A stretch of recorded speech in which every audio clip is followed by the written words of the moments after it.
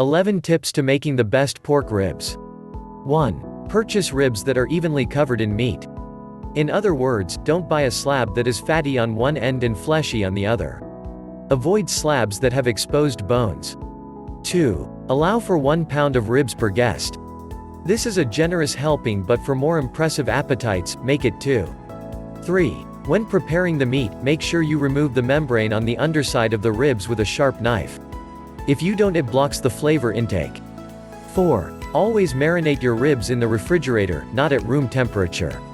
5. Don't even think about boiling those ribs. Above all else, boiling the meat causes it to lose all its flavor. If you just have to pre-cook your ribs before slapping them on the cooking grate, try steaming your slabs instead, as this will help lock the flavor in.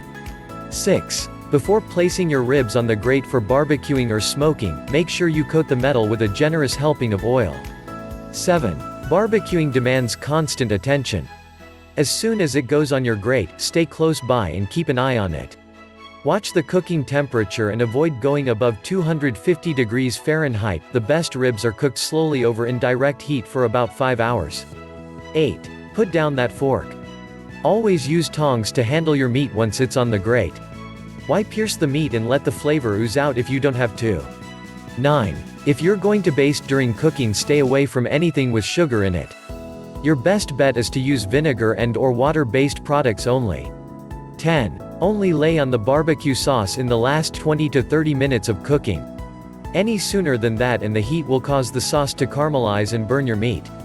11. Let the ribs cool for 10 to 15 minutes before you serve them up. This is just a courtesy, you don't want to singe your guests' mouths with smoking hot sauce. You could lose some friends. Thank you for watching. Please like, comment and subscribe.